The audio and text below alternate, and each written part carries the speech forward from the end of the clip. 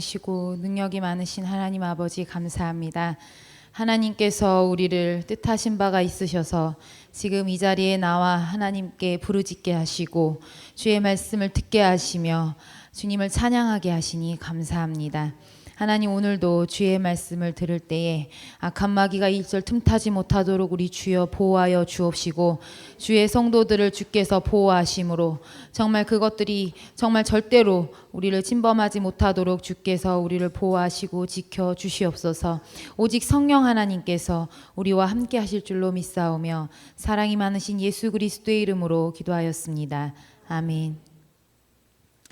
우리 같이 하나님 말씀 보시겠습니다. 우리 하나님 말씀은 마태복음 22장입니다. 마태복음 22장 1절에서 14절 말씀입니다.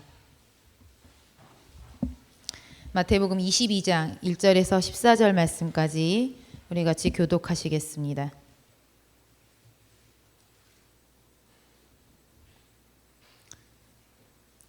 교독하시겠습니다. 예수께서 다시 비유로 대답하여 이르시되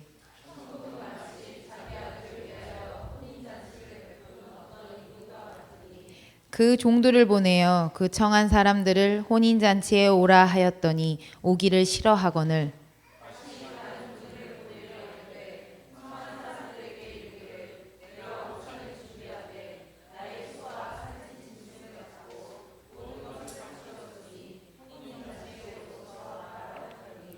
그들이 돌아보지도 않고 한 사람은 자기 밭으로 한 사람은 자기 사업하러 가고 임금이 노하여 군대를 보내어 그 살인한 자들을 진멸하고 그 동네를 불사르고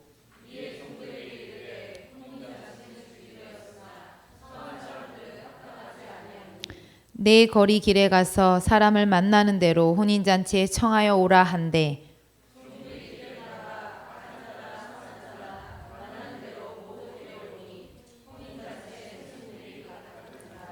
임금이 손님들을 보러 들어올세 거기서 예복을 입지 않은 한 사람을 보고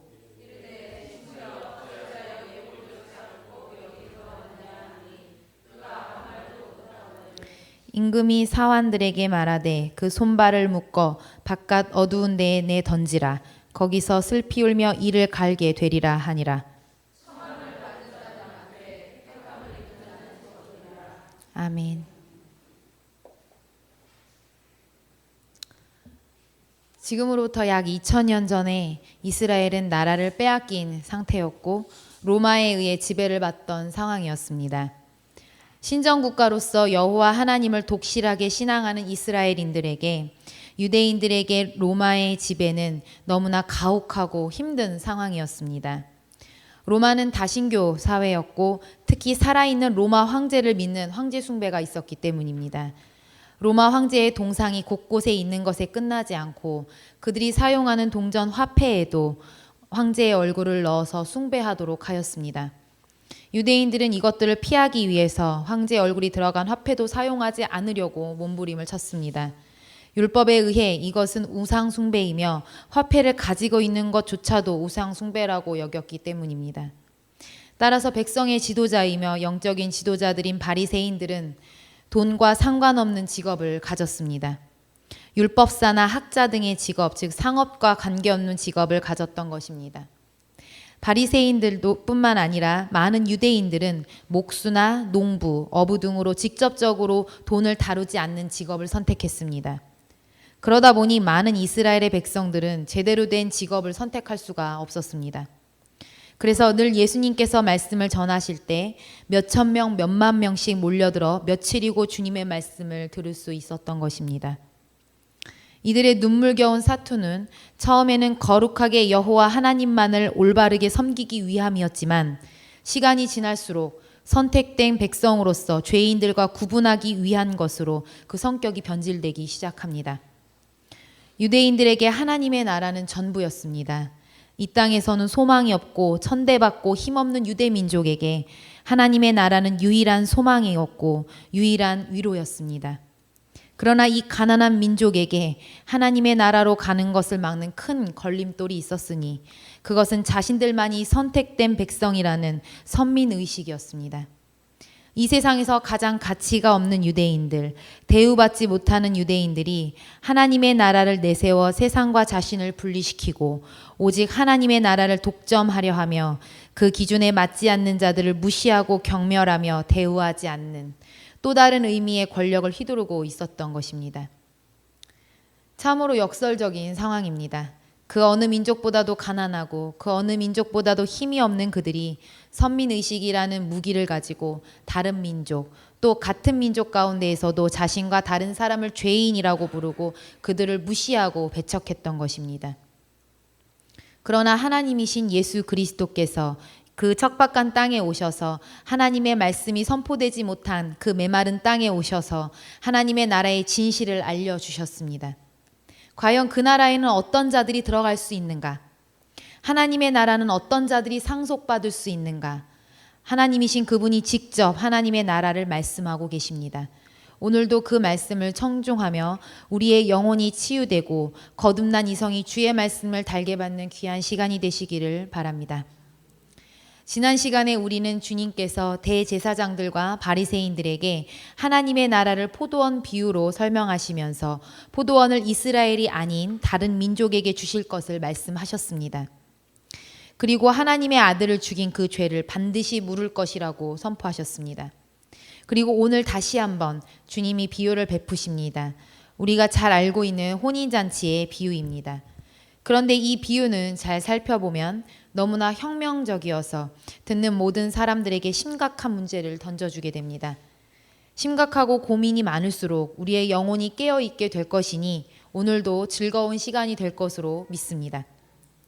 주님께서 계속해서 비유를 베푸십니다. 그런데 재미있는 것은 본문 1절을 보시면 예수께서 다시 비유로 대답하여 이르시되 라고 되어 있습니다. 그러나 본문 앞뒤로 대제사장들과 바리새인들은 질문을 한 적이 없습니다. 즉 주님께서는 그들의 심령에 대답을 하고 계신 것입니다. 따라서 주님의 비유를 들으면 유대인들의 심령을 알 수가 있습니다. 우리도 한번 그 비유를 들어보십시다. 하나님의 나라는 혼인잔치를 베푼 왕과 같다고 하셨는데 그 왕을 통해 하나님의 나라를 들여다보십시다. 한 왕이 자기 아들의 혼인잔치를 준비했습니다. 그래서 종들을 보내서 자신이 초대한 사람들을 오라고 부르게 됩니다. 그런데 왕이 오라고 초청한 사람들은 그 잔치에 정작 오기를 원하지 않습니다. 왕은 인내를 가지고 이번에는 다른 종들을 보냅니다.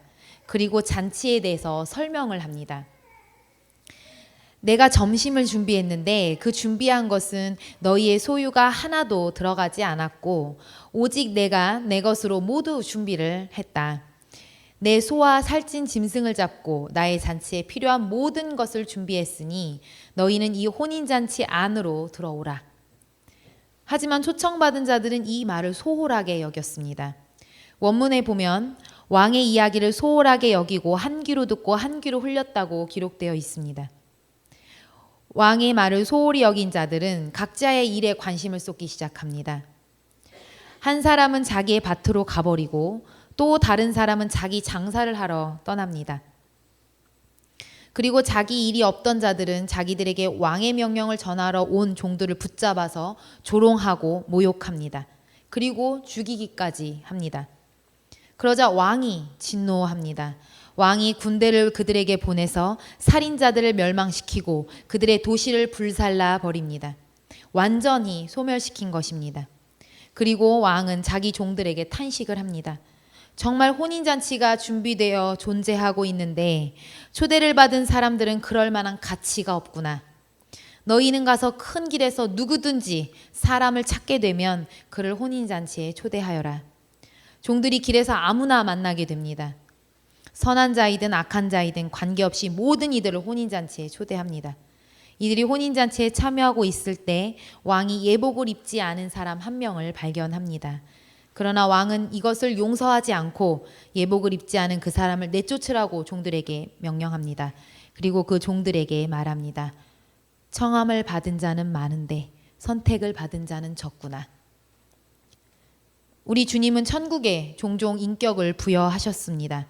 이것은 천국이 하나의 장소의 개념만을 가진 것이 아니라 우리 주님의 인격, 즉 하나님의 인격을 가지고 있어서 이 세상의 나라와는 다른 것을 말씀해 주신 것을 의미합니다. 천국은 어떠한 꼼수나 술수를 부려서 갈 수 있는 곳이 아니고 주님의 인격 그 자체이기 때문에 오직 주님과의 관계로 얻을 수 있는 것, 주님이 곧 천국이며 주님과 함께하는 것이 천국에서의 삶임을 알려주고 계십니다. 오늘 비유 역시 천국을 한 왕으로 비유합니다. 이 왕을 살펴보면 천국을 알 수 있을 것입니다. 이 왕은 아들이 있었는데 이 아들이 결혼을 하게 되어서 잔치를 베풀게 되었습니다. 왕은 종들을 보내서 그 초청한 사람들을 잔치에 오도록 합니다. 그런데 왕이 초대한 사람들이 그 잔치에 무슨 이유에서인지를 오기를 꺼려 합니다. 그래서 왕은 다른 종들을 또 보내서 잔치에 대해 설명합니다. 제가 본문 4절을 헬라어 원문으로 직역하겠습니다. 그가 다시 다른 종들을 보냈고 종들에게 말했다. 너희는 그 초청받은 사람들에게 이렇게 말해라. 보시오, 왕께서 왕의 점심을 직접 준비하셨소. 왕의 소들과 살찐 짐승들을 잡았고 모든 것이 준비되어 있으니 이 혼인잔치의 안으로 들어오시오. 왕은 강압적인 자세를 취하지 않고 초청받은 사람들에게 아무 부담 없이 그저 잔치에 오기만 하라고 친절하게 종들을 보내서 설명합니다. 하지만 초청받은 사람들은 왕의 이 말을 소홀하게 여깁니다. 그래서 한 귀로 듣고 한 귀로 흘립니다. 그래서 한 사람은 자기 밭으로 가버리고 또 다른 사람은 자기 장사를 하러 떠납니다. 왕의 이야기보다, 즉 천국의 이야기보다 자신의 현재 일이 훨씬 소중했던 것입니다. 천국은 지금 일어나고 있는 일인데, 천국의 혼인잔치 이야기는 현재 존재하고 있는 것인데 이들은 그 이야기를 소홀하게 듣습니다. 이뿐만이 아닙니다. 자기 일을 하러 간 자들 외에 일 없이 남아있던 자들이 왕이 보낸 종들을 잡아서 모욕하고 죽이기까지 합니다. 이것은 왕에 대한 도전입니다. 왕의 인내심의 한계를 건드린 것입니다. 그래서 왕은 진노해서 군대를 보내어 살인자들을 진멸하고 그 도시를 불태워버립니다. 사실 이 이야기는 앞선 포도원 소작인 비유와 마찬가지로 먼저 초청받은 이스라엘에 관한 것입니다. 왕의 말을 소홀히 듣고 왕의 종들을 죽이기까지 한 그 악한 자들이 있는 곳은 한 도시였다고 원문에 기록되어 있습니다. 즉 왕이 한 도시에 있는 자들을 먼저 초청한 것으로 보여집니다. 그러나 그들은 왕에게 반역하여 그들을 존경하지도 그의 말을 듣지도 않았기 때문에 결국 그 도시 자체가 진멸당하는 이야기가 기록되어 있습니다. 이 도시는 바로 역사적으로 이스라엘을 의미합니다. 이스라엘이 하나님께 먼저 부르심을 받았지만 그들이 하나님의 말씀을 경홀히 여기고 선지자들을 죽이고 모욕했기 때문에 하나님께서 긴 인내하심 끝에 진멸하실 것을 말씀하신 것입니다. 우리가 주목해야 할 것은 초대받다, 초청받다라는 단어입니다. 이것은 부르심을 입다와 같은 뜻을 가지고 있습니다. 즉 먼저 부르심 받은 자들이 당하게 된 것입니다. 여기서 우리는 하나님의 탄식을 들을 수가 있습니다. 제가 본문 8절을 원문으로 직역을 하겠습니다. 그때에 그가 자기의 종들에게 말씀하시기를 참으로 혼인잔치는 준비되어 현재 존재하고 있는데 부르심을 받은 자들은 가치가 없는 채로 존재하는구나. 현재 지금 이 순간에도 혼인잔치가 완벽하게 준비되어 존재하고 있는데 부르심을 받은 자들은 가치가 없다고 하나님께서 탄식하고 계십니다. 부르심을 받은 자들이 혼인잔치에 어울릴 만한 가치가 없다고 하나님께서 한탄하고 계신 것입니다. 이것은 비단 이스라엘만의 일이 아닙니다. 지금도 하나님께서는 혼인잔치를 완벽하게 준비하셔서 은혜를 주시고자 사람들을 부르셨는데 부르신 그들이 그 은혜에 합당하지 않고 그만큼 가치가 없는 것입니다. 그래서 하나님은 탄식하십니다. 이들의 혼인잔치는 복음입니다. 왕에게 그보다 더 기쁜 소식은 없기 때문입니다. 그 기쁨을 부르신 자들과 함께하고 싶은데 그들에게 이 복음이 들리지 않는 것입니다. 따라서 이 복음의 은혜가 그들 가운데 넘치지 않고 오히려 왕에게 반역하는 모습을, 친절하게 자기들에게 눈 맞춰주시는 왕에게 오만방자한 모습을 있는 그대로 보여주는 것입니다. 복음에 합당하지 않습니다. 그런데 이들은 이미 부르심을 받은 사람들입니다. 말씀에 분명히 명시되어 있습니다.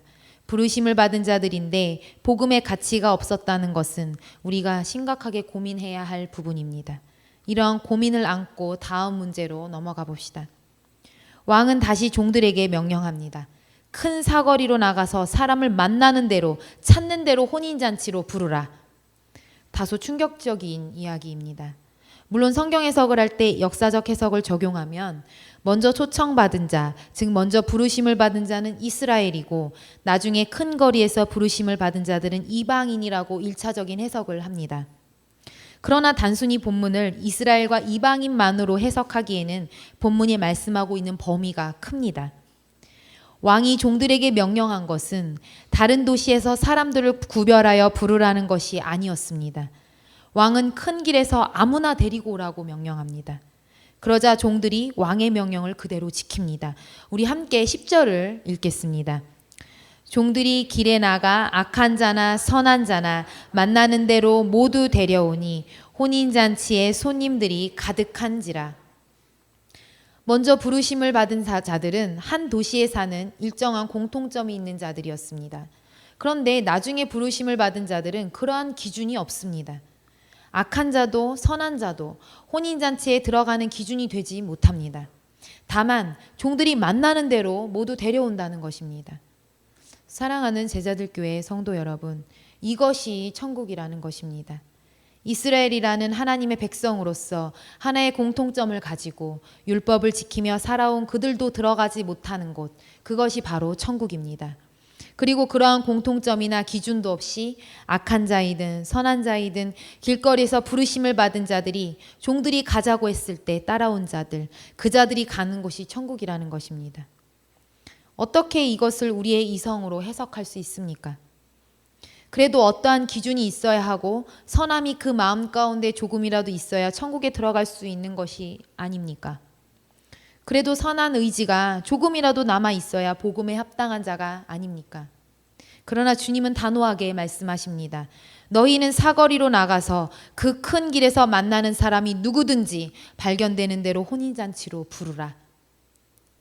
복음에 합당한 사람은, 하나님 나라에서 가치 있는 사람은 어떠한 기준이 있는 것이 아닙니다. 그가 세상에서 악하게 살든 착하고 선하게 살든 관계가 없습니다. 다만 하나님의 부르심에 응해서 의식적이든 얼떨결이든 그 혼인잔치 안으로 들어온 사람이 천국을 소유하는 것입니다. 주님의 이 혁명적인 말씀은 우리의 가진 이성을 철저하게 부숩니다. 우리는 겉으로 말을 하지는 않지만 이 사람은 하나님의 나라에 들어갈 가치가 없는 사람이다. 이 사람은 하나님의 나라에 들어갈 가치가 없는 사람이야. 우리 스스로 판단을 합니다. 그래서 더욱 하나님의 나라에 들어갈 가치가 있는 사람들과 가까워지려고 하고 그들을 일꾼이라고 우리는 부릅니다. 그리고 하나님의 나라에 들어갈 가치가 없다고 판단된 사람들은 소외되고 교회 안으로, 공동체 안으로 들어갈 수가 없게 됩니다.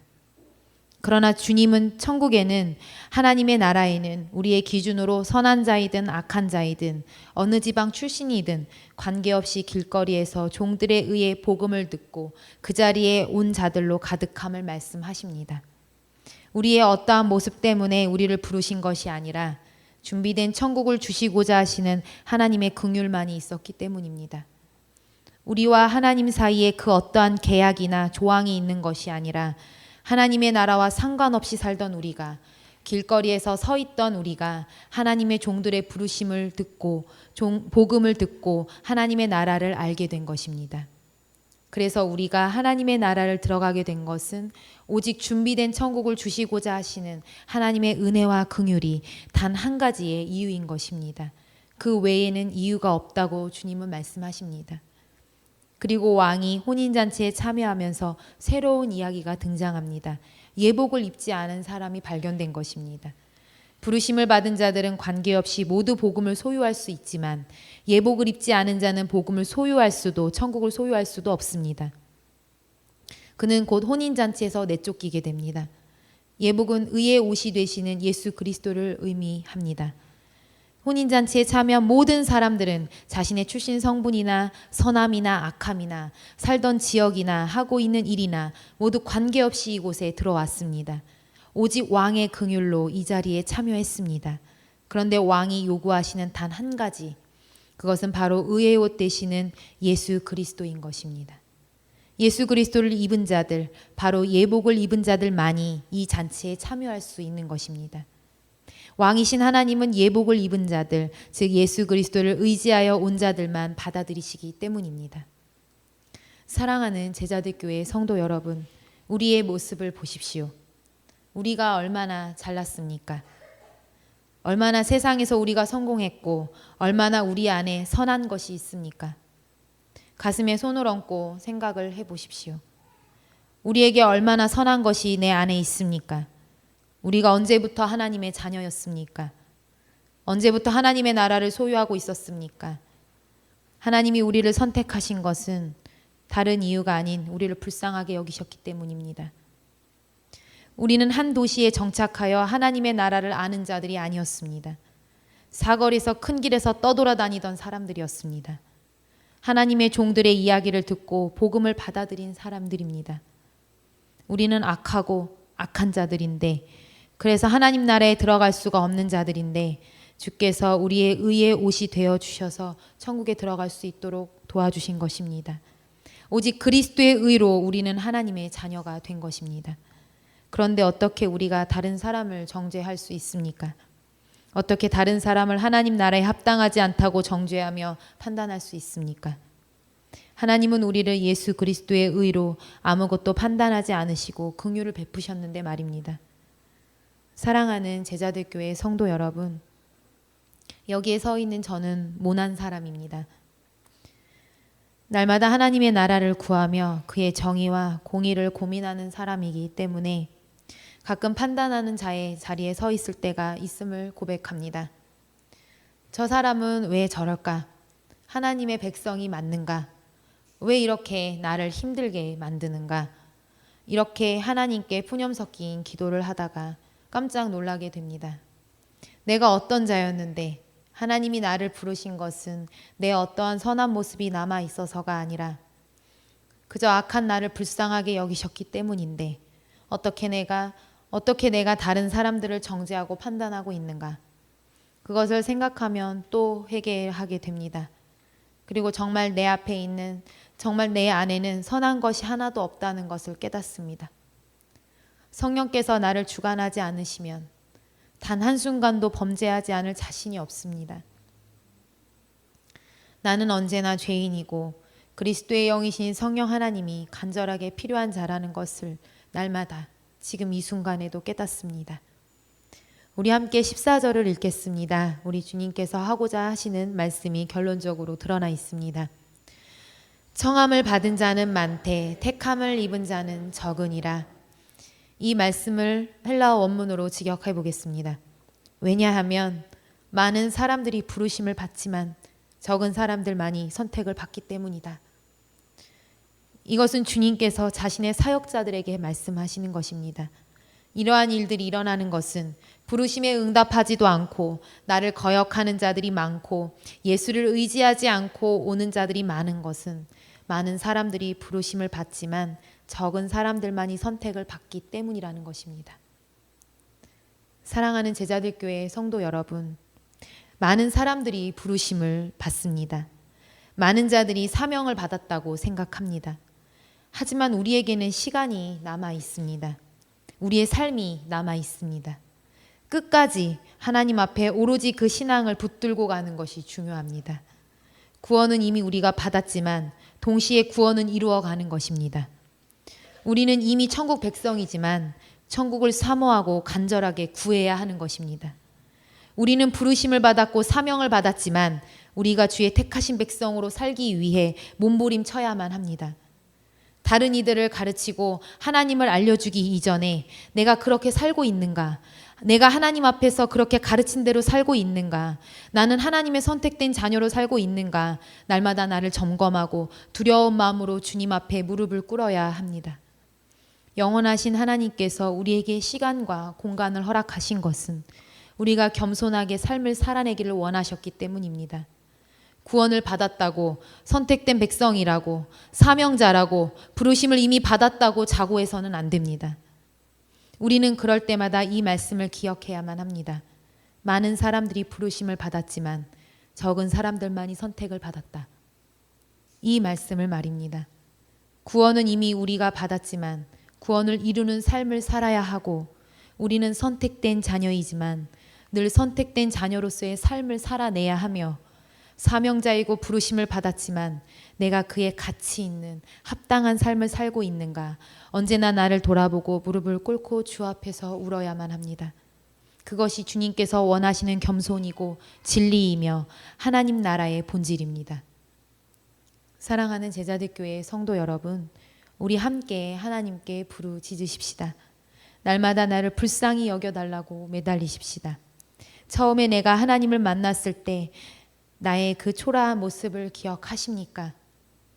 언제나 하나님 앞에서 나는 그런 모습이어야만 합니다. 그 어떤 것도 나를 근사하게 만들어서는 안 됩니다. 역설의 진리, 하나님 나라의 본질 앞에서 우리는 함께 기도하며 성령 하나님을 구해야만 합니다. 성령께서 우리에게 선물을 주실 것입니다. 그리스도가 생각나게 하실 것입니다. 이 시간 우리 같이 기도하시겠습니다. 기도하시기 전에 우리 함께 찬양하시고 우리 같이 기도하겠습니다.